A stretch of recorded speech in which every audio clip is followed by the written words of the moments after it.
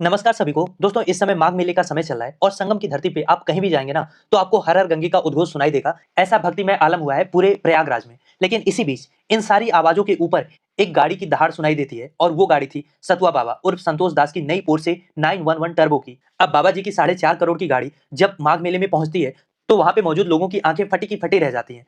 क्योंकि एक तरफ वो श्रद्धालु हैं जो मीलों पैदल चलकर ठंड में ठिठुरते हुए मोक्ष की तलाश में आते हैं, वहीं दूसरी ओर ये सन्यासी हैं जो करोड़ों की कारों में त्याग का संदेश दे रहे हैं। खैर, इनके लिए सन्यासी शब्द यूज करना ही अपने आप में एक कॉन्ट्राडिक्शन है। क्योंकि अगर आप बाबा हैं, अगर आप सन्यासी हैं, तो पहली बात तो आपने अपरिग्रह का संकल्प लिया होता है, यानी कि केवल मूलभूत आवश्यकताओं से अधिक सामान का संचय ना करने का। लेकिन ये सो कॉल्ड सन्यासी बाबा खुद को सेल्फ मेड बिलियनियर समझते हैं। इनके पास प्राइवेट जेट्स है, बुलेट प्रूफ गाड़ियों का काफिला है, हजारों एकड़ की जमीन पर फैले हुए आश्रम है। लेकिन सवाल पूछने वाला कोई नहीं है कि इतना करोड़ों अरबों की संपत्ति आ कहां से रही है। इनसे पूछो तो ये कहेंगे आश्रम का है। आश्रम किसका है ये पूछो तो कहेंगे भक्तों का है। लेकिन आश्रम की प्रॉपर्टी केवल अकेले बाबाओं की होती है। अब जिन सतुआ बाबा की हम बात कर रहे हैं जो अपनी नीले रंग की पोर्शे से माघ मेले में नहाने आए थे, इनके बारे में अगर हम बताएं तो वाराणसी के मणिकर्णिका घाट पर स्थित सतुआ बाबा आश्रम के ये पीठाधीश्वर है और बाबा की संपत्ति अचल है। इनके पास 3.5 करोड़ की लैंड रोवर डिफेंडर और भी बहुत सारी लग्जरियस गाड़ियां मौजूद हैं, जिनका समय समय पर ये शो ऑफ, जिसको ये सनातन की भव्यता बताते हैं, शो ऑफ करते रहते हैं। अब सतुआ बाबा यानी कि संतोष तिवारी 11 साल की उम्र में घर छोड़कर भाग गए थे, तो शिक्षा और डिग्री से कितना इनका नाता होगा आप समझ सकते हैं। लेकिन आज इनका रसूख वो है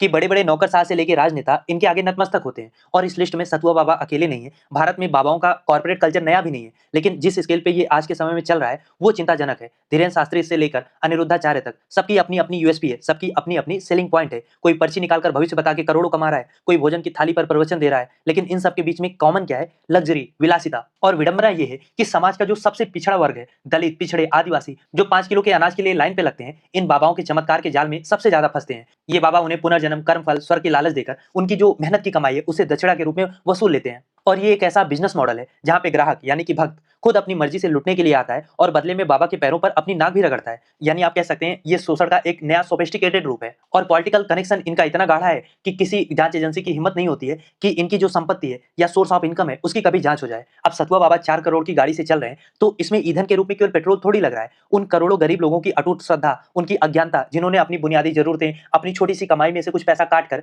इनके दान पत्र में भरा है, वो भी इस गाड़ी में ईंधन के रूप में जल रहा है। और उसको ये लोग वैभव बताते हैं, जबकि ये वैभव नहीं, अहंकार का प्रदर्शन है। क्योंकि जब आप धर्म को विलासिता से जोड़ते हैं तो आप उन वास्तविक संतों का अपमान कर रहे होते हैं जिन्होंने सादगी और सेवा को अपना जीवन बनाया। सतुआ बाबा का ये कदम सनातन धर्म की सेवा नहीं बल्कि उसकी ब्रांडिंग खराब करने जैसा है। खैर, आप क्या सोचते हैं इस टॉपिक को लेके? लिखिए अपनी राय कमेंट बॉक्स में। और अगर अभी तक आपने चैनल को सब्सक्राइब नहीं किया तो प्लीज चैनल को सब्सक्राइब करिए और इस टॉपिक का कंप्लीट वीडियो आप डायरेक्टली चैनल पे जाके देख सकते हैं।